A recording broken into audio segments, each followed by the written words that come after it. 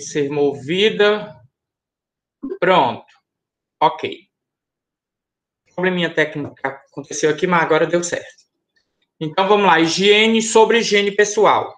Né? A gente viu que o ser humano é a maior fonte de contaminação. A gente viu que pode ser pelo intestino, pode ser pelas mãos, né? Pode ser pelo nariz, pode ser pela boca. Então, várias são as fontes de contaminação, né? Então, para isso, a gente precisa de algumas regras da higiene pessoal. E digamos assim, se direciona para três fatores: a estética pessoal, o estado da saúde do funcionário, né, do colaborador, e o asseio corporal a que esse colaborador, né, ele é submetido, certo? Então, vamos conhecer aqui. A gente já viu isso aqui, esse slide, estou só dando uma reforçada, né? Eu expliquei por que o uniforme é claro, né, para que você possa visualizar melhor uma sujidade, a não utilização do adorno, o uso de proteção para os cabelos e a não utilização de maquiagem, né? Maquiagem, ela é um contaminante. Claro que se for uma maquiagem definida, não tem problema, né? Sobre o estado de saúde, nós tínhamos parado naquele slide anterior e aqui nós vamos dar prosseguimento, né? A gente precisa ter um controle sobre exames laboratoriais. Esses funcionários, eles precisam passar por exames de saúde, então fiquem atentos que empresas, né, na área de alimentos, elas fazem essas exigências a funcionários que vão trabalhar principalmente na área produtiva, né? São exames de sangue, exames de fezes, exames de urina, exames de contagem de micro-organismos, né? Coliformes fecais, estafilococos, coliformes termotolerantes. Então, tudo isso vocês vão conhecer com relação à microbiologia com a professora Laís, tá? Então, esse estado de saúde, ele para ser mantido dentro dos padrões, é necessário que esses funcionários façam exames periódicos, tá? Isso, muitas vezes, é pedido na admissão do funcionário, quando esse funcionário é demitido, e ao longo de cada 6 meses é feito esse exame novamente. Caso dê algum problema, esse funcionário ele não é demitido, viu, gente? Esse funcionário ele é afastado do setor e posteriormente, depois que ele melhorar, depois que ele for medicado e voltar a melhorar, ele faz um novo exame e volta para o setor. Então, isso a gente vê em grandes indústrias, né? Em pequenas indústrias, a gente não vê esse tipo de situação. Posso dar um exemplo muito comum aqui, né? Por exemplo, indústrias como a Amêndoas do Brasil, que é em Fortaleza, onde a gente tem estágio, onde alguns de vocês vão estagiar, né? Que é uma indústria na área de castanhas de caju. Essa empresa, ela pede exames, né? Indústrias como a Robson Cruzoé, que é uma indústria de sardinhas, né, produção e enlatamento de sardinha, essa indústria, ela também pede esses exames. Então, os alunos que vão estagiar lá sempre fazem esses exames. A Embrapa, que trabalha com laboratórios, né, na pesquisa, ela também pede esses exames.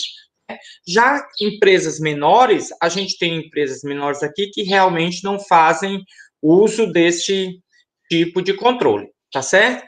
Então, isso está muito ligado a empresas de grande porte.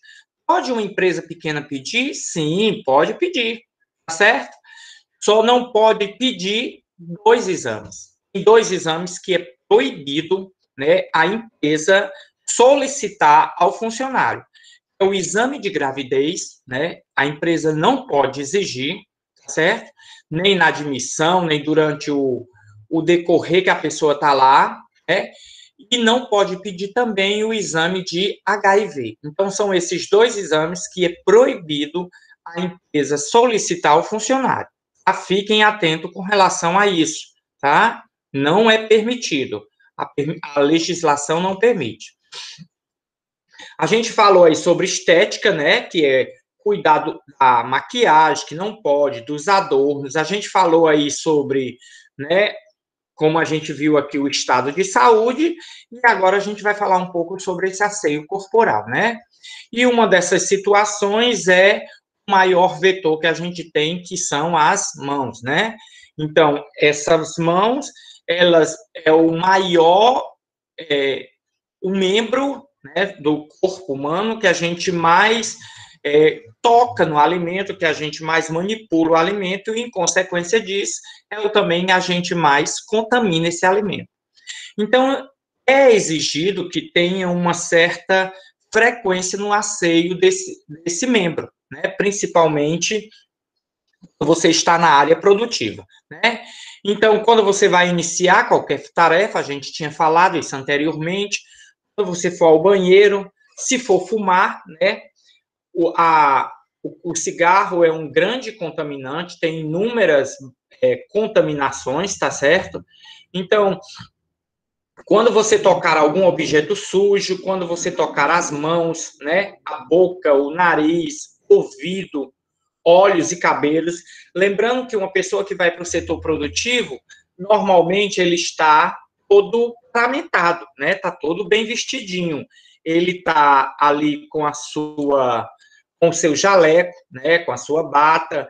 Ele está de touca, ele está de luva, caso haja necessidade. Alguns setores é obrigatório estar de luva, outros é até melhor você não use luva e sim faça a higienização das mãos, né? Então, tocar os cabelos não é habitual, porque afinal de contas você está de touca. Esse cabelo amarrado você não precisa estar tocando. Então, não precisa estar lavando as mãos nesse processo. Mas se o cabelo está solto, você está sempre amarrando, tocando esse cabelo, há necessidade, né? Após tossir, após espirrar, né? Outro motivo aqui é após, se você caso tenha algum corte, algum ferimento nos dedos, nas mãos, principalmente a gente se refere a essa área, né? Porque afinal de contas ela está em maior contato com o alimento, né? Então é importante usar um sabão bactericida, né? E papel branco não reciclado. Preste atenção. Toda palavrinha que você encontrar aqui na área de alimentos, a gente vê o termozinho SIDA, tá certo? Esse SIDA é um sufixo, né? Vem depois da raiz, da palavra raiz. Então, esse SIDA significa morte, tá? Então, toda vida que você encontrar a palavrinha SIDA num termo desse, a gente usa muito aqui como técnico de agroindústria, significa morte. Eu não estou falando da Aparecida, tá certo? Aparecida não tem nada a ver com isso. Mas estou falando desses termos aí, tá bom? Então, exemplo, bactericida. Se sida significa morte, então essa palavra significa o quê? Morte da bactéria. Então, se é um sabão bactericida, significa que é um sabão que mata a bactéria. Entendido? Exemplo, pesticida. Né? A gente que trabalha com agrotóxico, pessoas que trabalham com agrotóxico usam muito pesticida no fruto, na verdura, nas hortaliças, para poder eliminar algumas pestes, algumas pragas, né? Praguicida, certo? Raticida. Então, ou seja, é um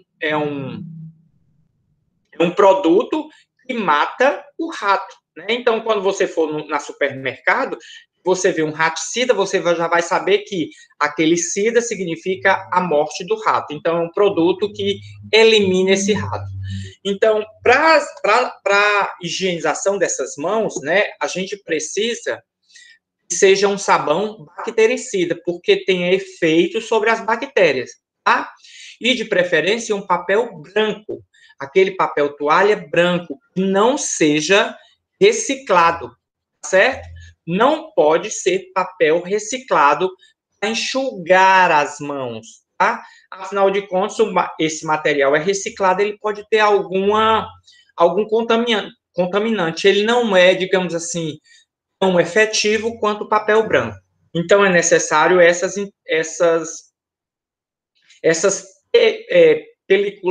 como é que eu posso dizer? Peculiaridades, certo? Tem que ter muito cuidado com esses detalhezinhos, tá? Na hora da higiene pessoal, tá? Principalmente quando for fazer a lavagem das mãos, tá certo? Necessita que seja o sabão neutro, detergente neutro. O que significa isso? Veja bem, vocês já foram explicados, produtos, eles têm um pH que pode ser de 0 a 14. Esse pH sendo de 0 a 14, tá? Ele se encontra na sua neutralidade se ele tiver um pH 7. Então, quando eu falo que é um detergente neutro, é um detergente que tem um pH 7, tá? Que normalmente é aquele sabão, é o amarelinho. Não é o sabão transparente, não é o detergente transparente, é o detergente amarelinho. A gente vai ver lá na frente que esse detergente, inclusive, pode ser utilizado para lavar alguns alimentos, diretamente o alimento, tá? Mas isso é só numa emergência. O álcool tem que ser utilizado, o álcool 70. O álcool utilizado para a higienização das mãos é o álcool 70. Esse álcool, normalmente, ele é em gel, né? A legislação permite que dentro da indústria de alimentos ele seja em gel, tanto na indústria de alimentos como qualquer outro canto. Por que é que a gente tem visto álcool líquido 70 ultimamente nas prateleiras do supermercado? Devido, né? Isso aconteceu de um ano para cá, devido à contaminação do vírus, do coronavírus. Então, se fez necessário aumentar a produção de álcool, que logo no começo faltava muito. Então, a legislação permitiu a venda de álcool líquido, né, nesse percentual de 70%. Mas a gente vai encontrar esse álcool, principalmente nas indústrias de alimentos, ele em forma de gel. É importante que vocês saibam isso, né? Então, essa aula, esse slide que eu estou mostrando aí, é um slide que a gente faz uma aula prática, né, na escola. Então, quando a gente retornar, ontem a gente viu novamente, parece que vai ter mais um lockdown. Então, quando a gente retornar, a gente vai fazer essa atividade corretamente, né? Como lavar as mãos. Só que a gente faz de uma forma diferenciada, tá bom? Então, vocês vão ver aí, depois a gente vai fazer essa aula prática. Então, como lavar essas mãos, né? Você abre a torneira e primeiro molha as mãos. Tem pessoas que têm o hábito de já colocar o detergente. E o correto não é isso. O correto é que você primeiro molhe as mãos, tá? Quando você for utilizar o detergente, ele possa ter um espalhamento mais adequado, ele possa se espalhar melhor, tá certo? Então, essas torneiras, normalmente, né, a gente vai ver exemplos de torneiras, normalmente elas têm um acionamento não pelas mãos, tá? Ela tem um acionamento por pedal, normalmente você pisa, né, num pedalzinho e aí a torneira abre, ou então você utiliza o joelho, levanta o joelho e toca num pedal, e aí não há necessidade de você tocar na torneira, porque afinal de contas, se você vai lavar as mãos, você está indo com as mãos sujas. Então, se você tocar a torneira, sua torneira vai ficar suja. Quando você terminar o procedimento de lavar as mãos, que você for tocar a torneira para fechá-la, você vai contaminar as mãos novamente. E aí vai ficar num processo rotativo, fazendo isso todo dia. Quando acontece de você não ter uma torneira que tenha pedal, na mesma hora que você está enxaguando não, está passando o detergente nas mãos, é ideal que você também passe o detergente na torneira. Isso se a torneira não tiver um acionamento automático, um acionamento por pedal, por sensor, por joelho, tá? A segunda parte é colocar o detergente. Molhou a mão, coloca o detergente, tá? E aí, depois desse detergente, você vai espalhar esse detergente, né? Vai ensaboar a palma das mãos, friccionando entre si. Lembrando, olha, a gente tem alguns movimentos que devem ser respeitados, né? Então, um dos movimentos que devem ser respeitados, ok? Vou mostrar aqui algum desses movimentos para vocês, certo? É o movimento entre os dedos. Então, esse sabão, ele tem que estar entre os dedos, eles têm que ser passado aqui entre os dedos, tá certo? É muito comum que você não faça isso, tá bom? Então, é interessante que esse sabão seja passado entre os dedos. Outro local que a gente dificilmente ensaboa é nessa parte da mão.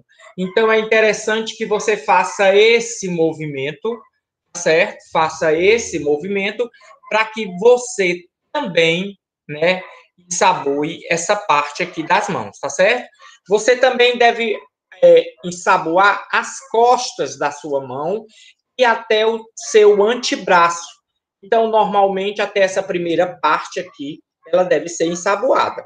Então, você deve ensaboar essa parte, deve ensaboar entre os dedos, deve ensaboar entre as unhas. Normalmente, podem ser 2 movimentos, ou você faz esse movimento, né, com sabão na mão. Claro que eu estou com a mão em pé aqui, para mostrar o movimento para vocês, mas esse movimento ele é feito nessa posição, certo?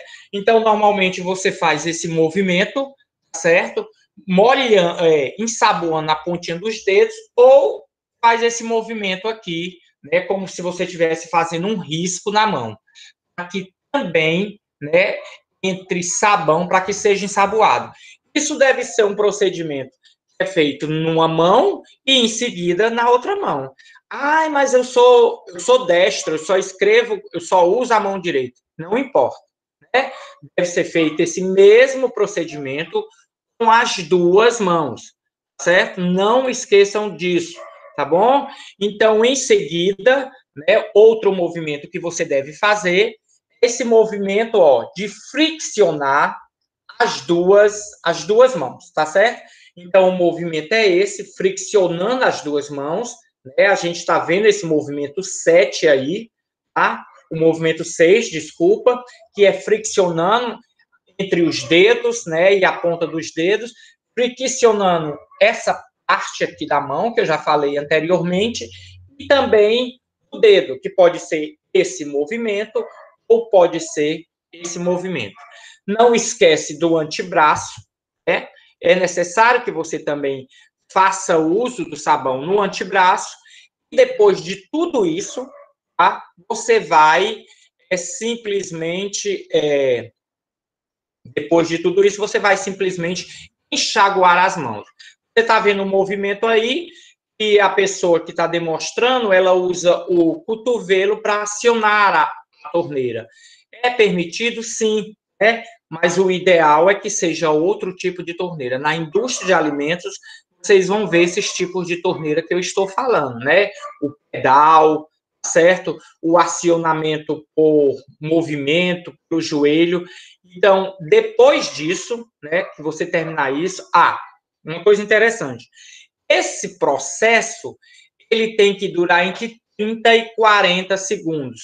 A gente dá uma dica, quando você vai se habituando, quando você vai começando, né, que você cante o parabéns para você, né? Parabéns para você nessa data querida. Então, uma única vez, não é cantar e depois é big, não tem que fazer nada disso, não, certo? É só uma vez.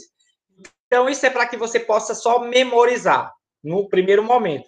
Não significa que toda hora que você for lavar as mãos, né, vai chegar alguém aqui atrás de você e você tá lá, parabéns para você, pelo amor de Deus. Isso é para você, né, pensar na musiquinha e cantar, tá certo? Cantar intimamente, só para você. Não é para ficar feito um doido, feito uma doida na torneira cantando parabéns, não. Tá certo? É uma dica. Por que isso? No primeiro momento, porque depois vira hábito, tá? Vira hábito na sua vida. Tem pessoas que sequer lavam as mãos quando saem do banheiro. E tem outras que lavam, né, muito superficialmente. Eu falei aqui para vocês, né, que o papel higiênico, quando a gente vai utilizar no número 2, ele tem um poder de absorção. Então, ele vai absorver e vai passar essa absorção, né, a sua mão. Então, é importante que você faça o uso da lavagem correta das mãos. E se eu lavar as mãos 30 vezes na empresa? Eu vou cantar parabéns, né, Mainara? Vou cantar parabéns 30 vezes, certo? Mas, ó, no cérebro aqui, intimamente para mim, tá? Isso é só uma dica, porque depois que você passa a ter essa rotina, você já sabe que precisa lavar essas mãos nesse procedimento. Né, com esse procedimento. Em seguida, né, a gente usa o papel toalha, a gente viu na lâmina anterior, o papel toalha branco, tá? Quantos eu uso? Tem gente que vai lá, né, e tem gente que vai lá e tira, né, uma ruma, um monte, tira 4, 5, 6, né, para enxugar as mãos, porque a mão não está enxugando. Você está fazendo da forma incorreta, né? No máximo, são 2 papeizinhos, né? No máximo, são 2 papeizinhos daquele. Não é por economia, é por questão de não haver desperdício, certo? Então, como é que eu faço para que dê certo? Quando você terminar de lavar as mãos, o procedimento correto é você fazer, sacudir essas mãos pelo menos 10 vezes, né? Então, você ali na área da pia, você chega e faz 1, 2, 3, 4, 5, 6, 7, 8, 9, 10. Se você fizer isso pelo menos 10 vezes, né, quando você for pegar o papel, você já vai ver que suas mãos estão quase secas, né? Então, o ideal é que faça esse processo. Claro que você está dentro de um banheiro, aí você está com a mão molhada, você vai fazer assim, né? Espalhar o banheiro todo. Lógico que não. Você vai molhar o banheiro todo, certo? Então, o ideal é que na área da piscina, ó, na área da pia, né? Você baixinho ali, dê uma sacudidazinha, né? E em seguida você pegue 2 papéis. Se você não fizer isso, você tá com a mão tão molhada que quando você for pegar o papel, você já vai molhar esse papel e ele vai acabar se rasgando, né? Se desmanchando. Então, isso é um procedimento correto de lavagem das mãos, né? A gente achava que era tanta besteira, né? Então, normalmente, não é bem assim. Então, precisa ter um procedimento. Por que eu estou ensinando isso a vocês? Vocês precisam saber fazer isso corretamente e para ensinar isso corretamente. Se vocês forem para um estágio, que vocês virem uma situação essa muito comum, né? Pessoas não sabendo lavar a mão, então vocês têm a obrigação de ensinar. Aí a pessoa vai olhar e dizer assim, tu está me ensinando a lavar as mãos? Eu digo, sim, estou lhe ensinando a lavar as mãos. Se não for para ensinar a pessoa, é que por exemplo, num curso que você vai dar, uma explicação que você vai dar dentro da empresa, você possa ter firmeza e mostrar qual o procedimento correto. Depois de enxugar as mãos, né, a gente viu, no máximo 2 toalhinhas. Por que são 2? Porque a gente vai fazer antes, né, uma sacudidazinha para poder eliminar algumas gotículas ali que ficaram, né? Em seguida, a gente põe o álcool em gel, certo? Então, em seguida, põe uma quantidade suficiente e faz o mesmo movimento que fez quando você lavou as mãos, quando você colocou o detergente.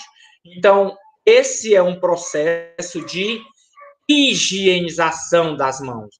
Vou voltar bem aqui, ó, certo? Voltar bem aqui, ó. Isso é um processo de higiene pessoal, com o uso de sabão bactericida, detergente neutro, e o uso de álcool em gel, álcool 70, certo? Então, vejam bem esse gráfico, né? Esse gráfico não, essa ilustração. Que ilustração legal, né? O que é que ela diz, ó? Durante a higienização, é comum esquecer de esfregar algumas áreas da mão. Então, essas áreas, né, que estão em vermelho para vocês, são as áreas que a gente mais esquece de esfregar, né? Como eu tinha mostrado anteriormente para vocês, né? As áreas desse pulso aqui, né? Essa área aqui, que não é muito comum a gente utilizar, a pontinha dos dedos que a gente esquece, né? E entre os dedos. São as áreas que a gente mais esquece. Em seguida, né, tem uma área que é pouco esquecida, né, durante a lavagem das mãos, que são as áreas em marrom escuro. Então, são áreas que você não lavam também. E as áreas que nunca são esquecidas, né, durante a lavagem das mãos, estão em marrom claro. Veja bem que, ó, a gente vê que essa parte da mão, ela dificilmente é esquecida. Porque como a gente abraça, né, as mãos, a gente dificilmente esquece essas partes, né?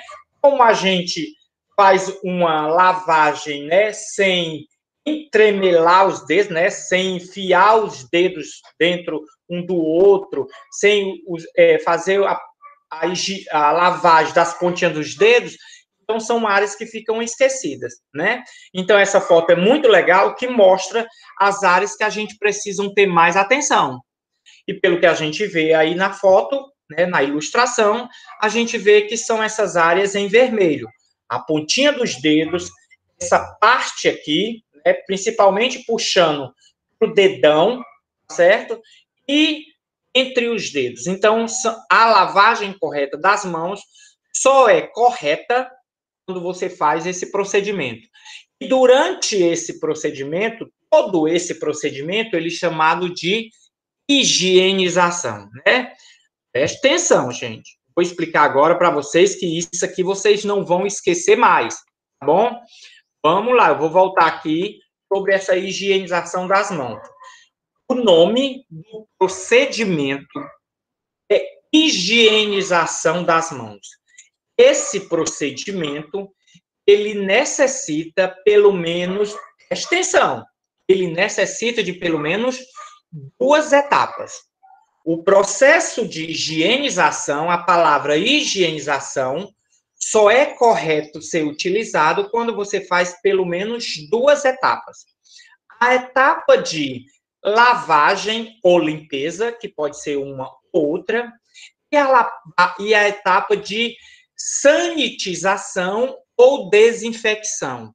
Então, ou seja, se eu lavei as mãos com sabão e não utilizei nenhum desinfetante, eu não fiz um processo de higienização. Eu só lavei as mãos. Entendeu? Se eu estou num local e está tudo sujo e eu só usei o álcool, eu fiz um processo de higienização? Não. Eu só fiz o processo de sanitização, desinfecção. Certo? Então, observem bem isso. Para eu dizer que eu higienizei as mãos, eu higienizei um equipamento, eu higienizei um utensílio, eu preciso de pelo menos 2 etapas. Não esqueçam isso mais nunca. Lavagem é uma coisa, sanitização é outra coisa, e essas duas coisas juntas se formam um processo de higienização. Ok? Então, fiquem atentos a isso. Então, quando você perguntar para alguém, você higienizou as mãos? A pessoa vai dizer assim, não, eu só lavei. Então, ela falou correto. Ela não higienizou as mãos, ela só lavou. Você higienizou as mãos? Não, eu passei só álcool. Então, essa pessoa realmente não higienizou as mãos, ela só desinfectou, ela só sanitizou. Certo? Atenção a isso, a gente vai cobrar isso pelo resto do curso da gente. Processo de higienização são 2 etapas. A professora Laís deve ter falado com vocês sobre isso, né? Então, higiene dos alimentos. Os MOs, que são MOs, micro-organismos, né? Principalmente as bactérias, podem contaminar qualquer alimento, né? Mas prefere os alimentos mais úmidos. Veja bem, a gente falou um pouco sobre estética pessoal, asseio, higienização das mãos, e agora a gente está falando de higiene dos alimentos, certo? Outro processo de higienização. Então, normalmente, essas bactérias, certo? esses micro-organismos, eles gostam de alimentos que têm uma quantidade mais elevada de umidade, que significa que são alimentos que têm uma quantidade maior de água. Tá? E aí nós temos alguns exemplos desses alimentos, né? A gente tem aí carne, que pode ser de boi, pode ser de ave, pode ser de peixe. Eu acho que vocês já devem saber qual a diferença entre carne vermelha e carne branca, né? Isso é visto logo na disciplina de introdução à agroindústria, tá certo? A gente tem os alimentos também embutidos, alguns desses alimentos aí, eles são de grande contaminação, como a salsicha, o presunto, a mortadela, são considerados embutidos. Eles são chamados de embutidos porque ele tem uma película, essa película é chamada de envoltório. Vocês precisam saber esses termos técnicos, tá certo?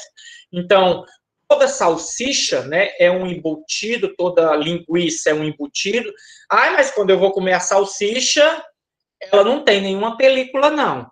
Ela tinha, quando ela foi produzida, ela é ensacada numa película. Essa película é tirada depois que ela tem a consistência, né, da salsicha. Mas ela tem uma película, então ela é considerada embutido. A mortadela também é um embutido, né? Ela vem naquele pacotinho, naquele rolo, certo? O presunto, né? O apresuntado. Então, por aí vai. A gente tem também outro alimento que é muito contaminado, que são os miúdos, né? Que a gente pode chamar aí que são são as partes menos nobres, né? Do animal, que é o estômago, que a gente chama de bucho, né? O coração, o fígado, certo? O intestino. Vejam bem, essas tripas, né? Esse intestino é utilizado para embalar alimento, sabia? Aquela linguiça que a gente come com aquela pelezinha, normalmente é intestino de carneiro, de ovelha, certo? Ela é comestível, então pode comer, certo? Outro tipo de alimento que pode ser contaminado são o leite e seus derivados, né? A gente já está estudando aqui sempre à tarde, que leite tem uma quantidade enorme de água, né? Então é um alimento muito úmido. A gente viu que gira em torno de 85 a 90%, vamos considerar 87%, né? Uma média aí entre 85 e 90%, porque a gente viu aí leite de búfala, mas também viu leite de jumenta, que tem uma quantidade significativa de água. Então, a higiene dos alimentos, ela deve ser tão efetiva, né, tão correta quanto a higiene das mãos, né? Não adianta eu higienizar as mãos e não higienizar o alimento, que eu vou fazer uma contaminação cruzada. O alimento vai contaminar minhas mãos, ou vice-versa. Higienizei muito bem os alimentos e não fiz isso com as mãos. E aí, acabei com as minhas mãos sujas, contaminando o meu alimento, certo? Então, a gente vai aprender aqui, para a gente começar a falar muito disso, sobre a classificação desses alimentos de acordo com a resistência aos micro-organismos. O alimento pode ser classificado, né, de acordo com vários fatores. De acordo com que esse micro-organismo é resistente ou não a esse alimento, a gente tem essa classificação aí, né? São os alimentos perecíveis, semi-perecíveis e não perecíveis. Observem que a resistência aumenta a proporção que tem uma quantidade menor de água. Então, quanto menos água tiver um alimento, mais resistente ele é ao micro-organismo. Entendeu? Presta atenção, vou repetir. Quanto menos água tiver presente num alimento, esse alimento ele é mais difícil, ele é mais forte, ele é mais resistente a aguentar não ser contaminado por um micro-organismo. Entendeu? Então, ou seja, o alimento perecível é um que estraga com rapidez, devido a um alto teor de água. Então, vamos lá. Quanto mais água tiver presente nesse alimento, mais fácil ele é de estragar. Ele tem menos resistência a qualquer micro-organismo. Exemplo desses alimentos, nós temos alguns, sim, em que a gente vem falando direto, leites e derivados, né? A gente viu que leite tem uma quantidade significativa de água, né? Carnes brancas e carnes vermelhas. Para você ter uma ideia, a carne, né, aquele pedaço de carne que a gente comprava lá atrás, porque agora está muito caro, ninguém compra mais, né? Então, esse pedaço de carne que a gente comprava, essa carne ela tem em torno de 75% de água.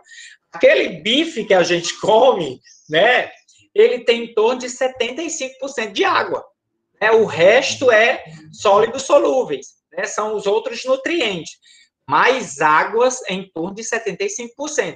Então, eu posso considerar que carne é um alimento perecível, né, pela sua grande quantidade de água, e ele é pouco resistente ao micro-organismo.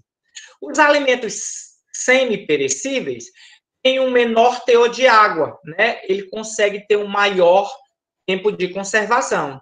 Então, é um intermediário entre o não perecível e o perecível, né? Então, esse semi-perecível é um alimento que a gente sabe que tem água, mas não é uma quantidade significativa. E aí, o micro-organismo resiste, né, tem uma resistência, esse alimento tem uma resistência maior ao micro-organismo, né? Alguns exemplos desse alimento, tá? E a gente pode citar aí, né, alguns exemplos desse alimento, a gente pode citar os vegetais, tá? Vegetal como a beterraba, como a batata. Então, quando você ver uma batata agora, você vai lembrar que a batata é um alimento semi-perecível. Tem água? Sim, tem água. A presença da batata tem água, só que é numa quantidade mediana, né? Então, ou seja, esse alimento é mais difícil de ser contaminado, né? Para você ter uma ideia, basta você botar um pedaço de carne e colocar uma batata, os dois fora da geladeira, por 2 dias. Você vai ver qual fica, né, ruim, qual deteriora primeiro, qual se estraga primeiro. Claro que é a carne, né? Claro que é o bife. Então, ou seja, ele deteriora porque ele tem uma quantidade significativa de água, os micro-organismos vão lá e atacam. Micro-organismo precisa de água para se multiplicar, para se proliferar, tá certo? Então, a gente tem aí os alimentos também não perecíveis, né? E tem um baixo teor de água e pode ser conservado por longos períodos e armazenados em temperaturas, normalmente temperaturas ambiente, né? Que é a temperatura de 25 graus a 30 graus. Um exemplo assim, sem eu mostrar, né? Imagina um alimento que a gente não coloca na geladeira, que a gente não tem um cuidado maior para conservar. Arroz, né? Arroz é considerado um alimento não perecível, certo? Então, farinha. Você guarda a farinha na geladeira? Não. Você guarda alimentos desidratados na geladeira? Não. Guarda biscoito?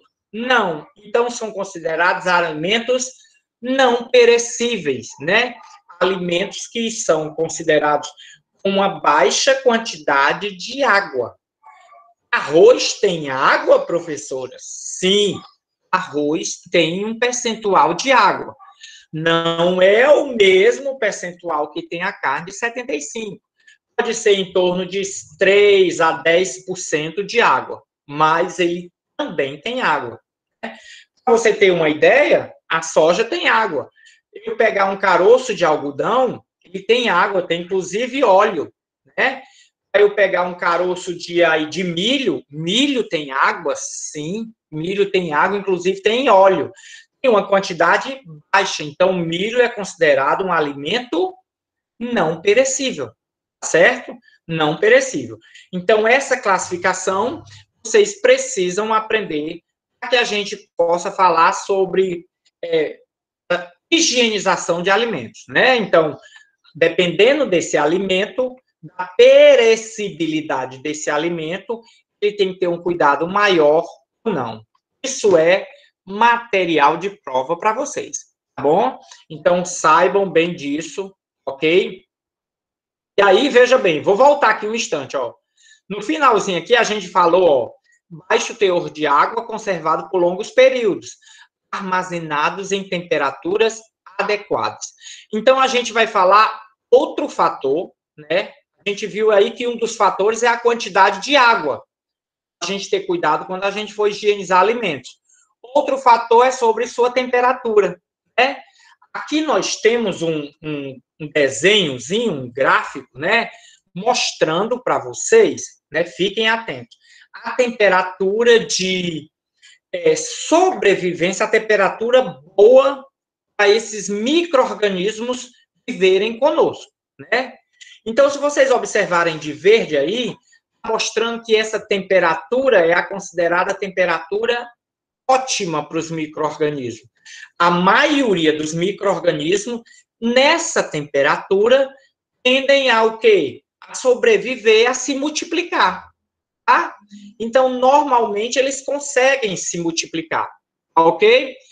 Essa temperatura abaixo da temperatura ótima, que a gente tem aí de 15 até 3 graus, né? Até 3 graus, a gente vê que é uma temperatura de sobrevivência desse micro-organismo, tá certo? Então, é uma temperatura em que esse micro-organismo consegue sobreviver, tá certo? Então, veja bem que a gente tem também que acima da temperatura ótima, de 35 graus, até aproximadamente 65 graus, esses micro-organismos também podem sobreviver. Tem micro-organismos que aguentam temperaturas altas, né? Por exemplo, micro-organismos que são utilizados na fabricação de iogurte. Esses são chamados micro-organismos benéficos, que a gente pode comê-los. Esses micro-organismos, eles aguentam temperatura de 45 graus. Muitos deles começam a proliferar, se multiplicar, acima de 45 graus. Estou falando no iogurte, né? Então, essa classificação desses micro-organismos, ela também é importante que a gente venha a conhecer. E vejam que na faixa azul, acima de 65 graus, e abaixo de 0 graus, nós temos duas situações. A gente viu, eu já falei para vocês, que qualquer alimento congelado, faixa de 0 graus, esse micro-organismo presente nesse alimento, ele não vai morrer. A gente falou isso, ele não morre. O que acontece com ele? Ele estabiliza, ele inativa, um nomezinho chique, né? Ele sofre um processo de inativação. Ele vai ficar lá paradinho, sem sobreviver. Digamos que ele está lá, tem 20 milhões de micro-organismos. Tudo isso, sim, é possível, tá? Então, esses micro-organismos, eles vão se multiplicar? Não, vão ficar os 20 milhões, nenhum a mais, nenhum a menos. Ele vai começar o seu processo de multiplicação se você der condições a ele. Qual é a condição? Ora, o alimento estava congelado. Eu tirei do congelamento, ele vai começar a aumentar a temperatura. Ele vai chegar na temperatura de sobrevivência, vai poder aí multiplicar e ele vai chegar na sua temperatura ótima. E aí ele se multiplica em grande quantidade, certo? Então, fiquem atentos, o processo de congelamento, ele inativa o micro-organismo. E se eu quiser destruí-lo, eu tenho que submetê-lo a uma temperatura acima de 65 graus, né? Isso é o processo de destruição desse micro-organismo. Vejam bem, esses micro-organismos, eles também são classificados de acordo com a sua temperatura. Eu vou explicar essas palavrinhas para vocês agora, mas depois vocês vão vê-la para que vocês possam aprender, certo? Então, vamos lá. Quando o micro-organismo está na temperatura ótima, ele é considerado um micro-organismo mesófilo, tá? Mesófilo. micro-organismos que aguentam, que proliferam, que multiplicam na temperatura, eles são chamados mesófilos. Se eles se multiplicam a temperaturas mais altas, eles são chamados de termófilos, né? Micro-organismos termófilos. Então, se eu disser assim, essa é uma bactéria mesófila, eu estou dizendo o quê? É uma bactéria que se prolifera, que se dá muito bem, que vive numa boa, se a temperatura for uma temperatura de 18, de 20 a 35 graus. Entendeu? Então, vamos lá. Temperatura mediana, mesófilo. Temperaturas altas, termófilos. Temperaturas baixas, psicrófilos. Tá? Então, se a temperatura é muito baixa, eles são psicrófilos. Ainda tem outra faixa, que eu explico lá na frente. Explico depois, senão não vão lembrar. Então, vamos lá. Se o micro-organismo sobrevive a altas temperaturas, ele é termófilos. Médias, mesófilos. Baixas, psicrófilos. Certo? Então, essa é mais uma classificação. A gente viu no slide anterior que a gente classificou o micro-organismo de acordo com a sua existência. Ele pode ser perecível, não perecível e semi-perecível. E aqui nós estamos classificando o micro-organismo de acordo com a sua temperatura. Então, ele pode ser termófilos, mesófilos e psicrófilos. Ok? Vamos adiante. Então, tudo isso foi explicado para que a gente possa vir a ter cuidado com esses alimentos, tá? Esses alimentos que vão estar no processo de fabricação de algum produto, né? Então, cuidado com o alimento depois de cozido. Aqui são algumas cautelas, alguns cuidados que a gente deve ter com esses alimentos que a gente utiliza, a gente trabalha na indústria de alimentos. Cuidado com o alimento cozido. A gente viu anteriormente que a alta temperatura mata esse micro-organismo, mata. Sim, nós vimos isso, né? Mata esse micro-organismo. Só que a gente percebeu... Ok, Ruth, tudo bem. Ruth está dizendo que vai ter que sair porque o celular dela a carga está muito baixa, tá bom? Então, vamos lá. Cuidados que a gente deve ter. Cuidado com o alimento cozido, tá? Porque a gente, por mais que aquele alimento tivesse tido bactérias, a gente no cozinhou, né? O processo de cozimento, então matou o micro-organismo. Mas e se você contaminar esse alimento, né? Aqui com arrozinho cozido, feito, maravilhoso, tenho certeza que não tem micro-organismo, né? Tenho certeza disso. Não foi contaminado. Acabou de passar por um processo de cozimento, matou todo esse micro-organismo. Aí vem alguém e mete a mão nesse arroz cozido com a mão suja. Essa mão está contaminada. Contaminou o alimento cozido. E aí? O que eu vou fazer? Cozinhar o arroz de novo? Não dá. Então, esse alimento, né, ele vai ficar ruim. Aí, aqui o Enzo está dando a sugestão, né? Isso, joga no micro-ondas. Mas já pensou isso dentro de uma indústria de alimentos? Panelões gigantescos, né? Se você for, por exemplo, num restaurante universitário da UFC, quando vocês passarem lá, certo? Vocês vão ver panelões onde, mais ou menos nessa proporção, onde é necessário um guincho para levantar a tampa da panela. Que é panela para cozinhar para 6.000 pessoas, certo? Então, a gente está falando num processo industrial, a gente não está falando na casa da gente, não. Na casa da gente, se você meter a mão no arroz sujo, sua mãe corta a sua mão, não é isso? E depois ela vai e bota no micro-ondas o arroz. E aí você fica com a mão cortada. Mas a gente está falando, lembrem, num processo industrial. Nós estamos nos virando técnico de agroindústria, para trabalhar numa indústria, né? Técnico para trabalhar em grandes empresas. Então, você contaminando esse arroz. Eu vou botar esse panelão dentro do micro-ondas? Não dá. Eu vou botar esse panelão na cuscuzeira para esquentar de novo? Não dá. Então, muito cuidado com o alimento cozido para ele não voltar a ser contaminado. Claro que na casa da gente dá. Eu esquento feijão hoje, esquento amanhã e depois de amanhã, eu vou matando o micro-organismo, né? Mas numa indústria de alimentos, isso fica impossível, né? Outro cuidado, alimento cozido deve estar sempre longe de alimento cru. Normalmente, o alimento cru pode vir a contaminar, né, esse alimento cozido. Então, é aquela história que eu estou descascando batata, botei diversas batatas para cozinhar, né? Na minha indústria faz batata cozida e cozinha muita batata. E aí eu botei diversas batatas para cozinhar e estou aqui descascando outras. Aquelas ficaram prontas, aí eu fui lá sem lavar as mãos e peguei naquela batata cozida. Ora, se eu estava com as mãos sujas descascando uma batata, com certeza eu contaminei aquela batata cozida. E aí, como é que eu vou matar aquele micro-organismo? Cozinhar a batata de novo? Ótimo. Sua empresa vai lhe demitir. Você está aumentando os custos da empresa.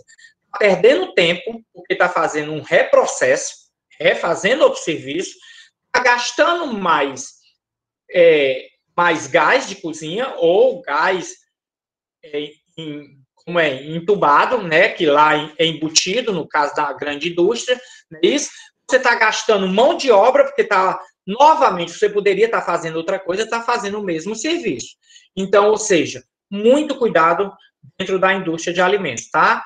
Alimentos cozidos depois de pronto, no máximo 30 minutos em temperatura ambiente. Isso é muito comum acontecer na casa da gente.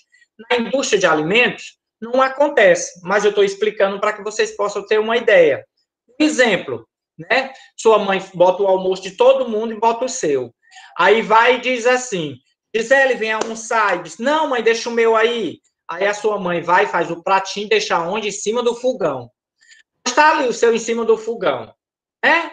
Então, aquele alimento, a partir do momento que ele começar a chegar à temperatura ambiente, ele vai começar a favorecer a proliferação de micro-organismos, porque a maioria deles são mesófilos, eles gostam de temperatura ambiente. Olha que interessante. Qual era o ideal que sua mãe devia fazer? Ou deixar você sem comer, que era o ideal, tá certo? Ou ela teria que colocar aquele pratinho feito na geladeira. Como disse o Enzo, depois pega esse pratinho e esquenta no micro-ondas. Se eu tiver no micro-ondas, se esquenta no cuscuz. Mas aí isso é dentro de casa. Você está falando, ó, de um retrabalho, né? Um reprocesso. Você vai ter que fazer tudo isso novamente. Poderia ter comido na hora. Nós estamos falando de casa. Isso para a indústria de alimentos não pode ser levado em consideração, né? Outro fator dentro da indústria de alimentos, evite descongelar e recongelar. Se descongelou, utiliza esse alimento. Lembra disso? Vou voltar aqui, ó. Vou voltar aqui um pouquinho para a gente entender essa história da temperatura. Meu alimento estava congelado. Meus micro-organismos, qualquer um que tivesse nesse alimento, estavam inativado, né? Aí eu descongelei esse alimento, ele ficou numa temperatura ambiente, uma temperatura ótima para micro-organismos. O que é que aconteceu? Esses micro-organismos que estavam lá parados, eles começam a se proliferar, né? Começam a se multiplicar. Isso? Então, ou seja, eles se multiplicaram, aí aumentaram, foi muita a quantidade. Eu digo, menino, bota esse negócio para congelar de novo. Aí você pega esse produto e bota para congelar de novo. Ele vai ter a mesma quantidade de micro-organismo? Não. Houve uma multiplicação de micro-organismos. Então, ele vai ter mais micro-organismos contaminantes. Não é isso? Aí você vai, tira novamente, descongela, né? Aí depois esse alimento fica na temperatura ambiente, aí a quantidade de micro-organismos sobe de novo. Daqui um dia esse alimento está podre e você diz assim, como é que esse alimento está podre se ele está congelado? Né? Aí a explicação. Normalmente você descongelou e recongelou. Então, isso não é legal na indústria de alimentos, tá certo? Normalmente, na indústria de alimentos, quando você descongela um produto, você já faz uso dele para que ele não venha a ser contaminado, tá bom? Então, isso dentro da casa da gente também pode ser feito, né? Por exemplo, pode dar sugestões. Comprou um frango, vou comer esse frango todo de uma vez? Não. Por exemplo, eu sou uma pessoa que mora sozinha. Eu compro um frango para mim dá para comer 6, 7 vezes, né? Então, eu tempero esse frango e coloco ele todo numa vasilha? Não. Eu separo em pequenas porções. As porções necessárias para que eu possa comer naquele dia. Então, eu descongelo e já faço uso desse produto. Eu não recongelo esse produto, né?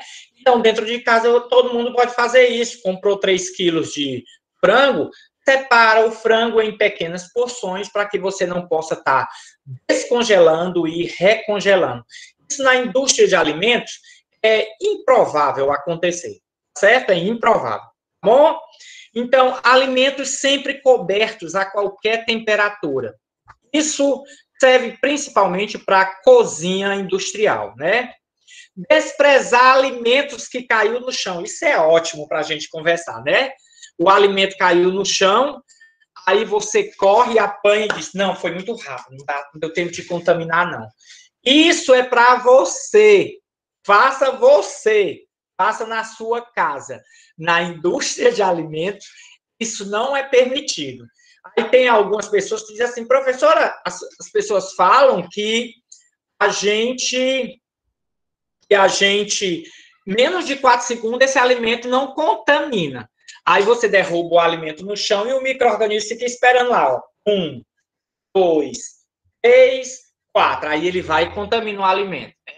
Não, isso não existe, né? O alimento no chão, ele deve ser descartado na indústria de alimentos. Estou falando na indústria de alimentos. Se é o último biscoito do pacote, caiu no chão, apanhe e come. É você que vai assumir essa responsabilidade, certo?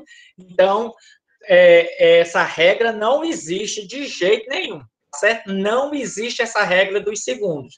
Estou falando em indústria de alimentos. Pensem nessa área, certo? Numa área em que haja comercialização desses alimentos, né? Manipular alimentos sempre com utensílios limpos, evitando contaminação cruzada. Eu dei exemplo aqui da batata crua para batata cozida, né? Eu estava descascando a batata, não lavei as mãos, peguei na batata cozida, eu fiz o quê? Uma contaminação cruzada se a minha batata crua não tivesse sido higienizada. Se ela tivesse suja, então eu contaminei, foi uma contaminação cruzada. Eu cruzei, peguei o micro-organismo daqui e levei para lá. Eu fui um vetor, eu fui uma transportadora. Isso? Então, muito cuidado com isso, tá bom? Evitar falar, tossir, espirrar em cima de alimentos.